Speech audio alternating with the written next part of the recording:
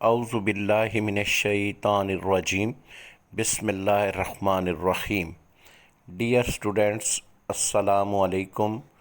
امید ہے کہ آپ سب لوگ بفضل تعالی بخیر و عافیت ہوں گے۔ اللہ تعالی ہم سب کو اپنی حفظ و امان میں رکھے۔ اے پلس اسکول سسٹم ہر دم ہر قدم آپ کی کامیابی اور کامرانی کے لیے کوشاں۔ اردو لازمی برائے جماعت تاہم۔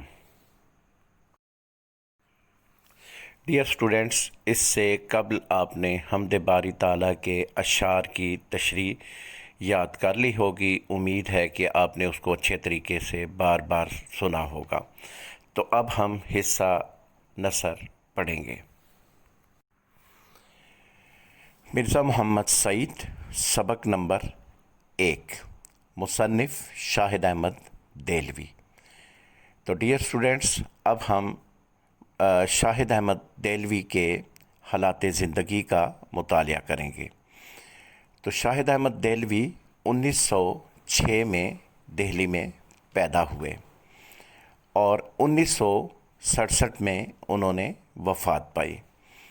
اردو کے معروف ناول نگار ڈپٹی نذیر احمد کے پوتے تھے اور ان کے والد گرامی قدر کا نام مولوی بشیر الدین تھا۔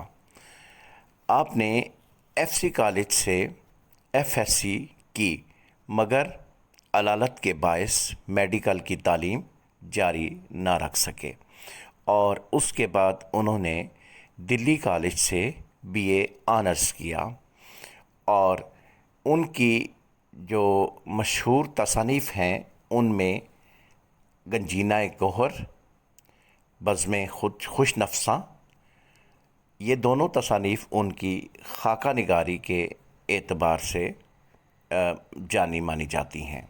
اور اس کے علاوہ انہوں نے دھان کے کھیت، دلی کی بپتا، اجڑا دیار، یہ تمام تصانیف بھی شاہد احمد دہلوی کی ہیں۔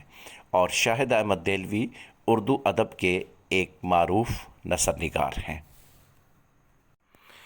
تو اسٹوڈنٹس، سبق مرزا محمد سعید جو کہ آپ کی ٹیکسٹ بک کا پہلا سبق ہے، اس کے ماخذ کا نام گنجینہ گوہر ہے۔ ماخذ سے مراد یہ ہے کہ اس سبق کو جس کتاب سے لیا گیا ہے وہ شاہد احمد دہلوی کی معروف کتاب گنجینہ گوہر ہے۔ خاکہ نگاری، تو یہ آپ کی ٹیکسٹ بک کا پہلا سبق مرزا محمد سعید صنف ادب کے اعتبار سے خاکہ ہے۔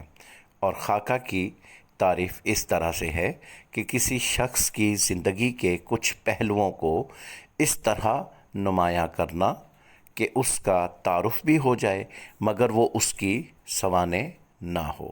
سوانح سے مراد ہے اس کی پوری زندگی کے حالات، اور یہ خاکہ کہلاتا ہے۔ خاکے میں اس شخص کی خوبیوں، خامیوں اور اس کے علاوہ افکار و کردار کا ذکر کیا جاتا ہے۔ ڈیئر اسٹوڈنٹس، شاہد احمد دہلوی جو آپ کا پہلا سبق ہے مرزا محمد سعید، اس کے مصنف ہیں۔ یہاں پہ آپ دیکھ رہے ہیں کہ ان کی سنِ ولادت جو ہے وہ 1906 ہے اور سنِ وفات 1967۔ تو اس کے نا بیسیکلی شاہد احمد دہلوی کے جو حالات زندگی ہیں اس کے 3 حصے ہیں۔ تو اس میں سے جو پہلا حصہ ہے اس میں شاہد احمد دہلوی کی پیدائش کے متعلق اور ان کے والد کا نام لکھا ہوا ہے، اور اس کے بعد جو ہے وہ درمیان والے حصے میں ان کا جو ہے وہ اسلوب بیان بھی لکھا گیا ہے، اور آخری حصے میں ان کی جو ہے وہ تصانیف کے نام ہیں۔ اس سے پہلے آپ جو ہے وہ اسی لیکچر میں یہ تفصیل کے ساتھ پڑھ چکے ہیں۔ بیٹا اس لیکچر کو آپ نے بار بار سننا ہے اور ذہن نشین کرنا ہے۔ مرزا محمد سعید، اس کے 2 پیراگراف جو ہے وہ ہم پڑھیں گے۔ صبح اخباروں میں یہ خبر پڑھ کر دل دھک سے رہ گیا۔ دھک سے رہ گیا سے مراد کیا ہے کہ خوف زدہ ہو گیا، ڈر گیا کہ پروفیسر مرزا محمد سعید کا آج سوئم ہے. سوئم کہتے ہیں موت کے بعد تیسرا دن. خاموش زندگی خاموش موت. مرزا صاحب کی علالت مزاج یا مرض الموت کی اطلاع سے پہلے کہیں سے نہیں ملی. مرض الموت سے مراد ایسی بیماری جو موت کا سبب بنے. حد یہ ہے کہ پرسوں وہ رحلت فرما گئے، مطلب دنیا سے وفات فرما گئے، اور ان کے سینکڑوں دوستوں اور قدردانوں کو اس سانحہ ارتعال کی خبر تک نہ ہوئی. سانحہ ارتعال سے مراد موت کا حادثہ. افسوس اتنا بڑا صاحب کمال. صاحب کمال کا مطلب ہوتا ہے خوبیوں والا. انسان دنیا سے اٹھ جائے اور اس کی سناونی ہم تک نہ پہنچے. سناونی کا مطلب ہوتا ہے خبر. کتنے بے خبر ہیں ہم لوگ. زندہ قوموں کا یہ شعار نہیں ہوتا کہ اپنے اہل کمال سے غافل ہو جائیں. شعار کا مطلب طریقہ کار، اور اہل کمال خوبیاں رکھنے والے لوگ. غافل لاپرواہ. ایسی غفلت مجرمانہ ہوتی ہے. غفلت کا مطلب لاپرواہی. شاید یہ ہماری غفلت ہی کی سزا ہے کہ مرزا صاحب کو یوں ہم سے ایکا ایکی چھین لیا گیا. ایکا ایکی کا مطلب ہوتا ہے ایک دم سے، اچانک. عالم کی موت عالم کی موت ہوتی ہے. عالم صاحب علم اور عالم دنیا. ابھی ہم کو اس کا اندازہ نہیں ہو سکتا کہ مرزا صاحب کے رخصت ہو جانے سے ہمارا کتنا بڑا نقصان ہو گیا. اب ان کی عدم موجودگی رہ رہ کر ہمیں یہ یاد دلائے گی، اور وقت کے ساتھ ان کی جدائی کا گھاؤ بڑھتا جائے گا. گھاؤ کہتے ہیں زخم کو. مرزا صاحب بہت ہی خاموش کام کرنے والوں میں تھے، یعنی اتنے خاموش کہ خود ان کے زمانے کے اکثر لوگ بھی ان کے علمی اور ادبی کارناموں سے واقف نہیں ہوئے. دراصل مرزا صاحب شہرت سے گھبراتے تھے اور پبلک پلیٹ فارم پر آنا پسند نہیں کرتے تھے. پبلک پلیٹ فارم سے مراد لوگوں کے سامنے. کام کرتے تھے ستائش کی تمنا اور صلے کی پرواہ سے بے نیاز ہو کر. ستائش تعریف کو کہتے ہیں، صلہ تمنا خواہش، اور صلہ سے مراد انعام.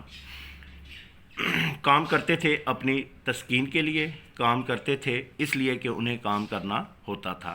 فرمائشی کام انہوں نے ساری عمر نہیں کیے. انہوں نے اب سے 55 سال پہلے سر عبد القادر کے رسالے مخزن میں مضامین لکھے. یہ سر عبد القادر جو ہے وہ معروف ادیب اور علامہ اقبال کے گہرے دوست تھے، مگر شیخ صاحب کی فرمائش پر نہیں، بلکہ خود ان کا جی لکھنے کو چاہا. تو اسٹوڈنٹس، ہم نے سبق مرزا محمد سعید کے 2 پیراگراف جو ہے وہ آج کے اس لیکچر میں پڑھے ہیں. آپ نے بار بار لیکچر کو سننا ہے اور ان کو ذہن نشین کرنے کی کوشش کرنی ہے. شکریہ.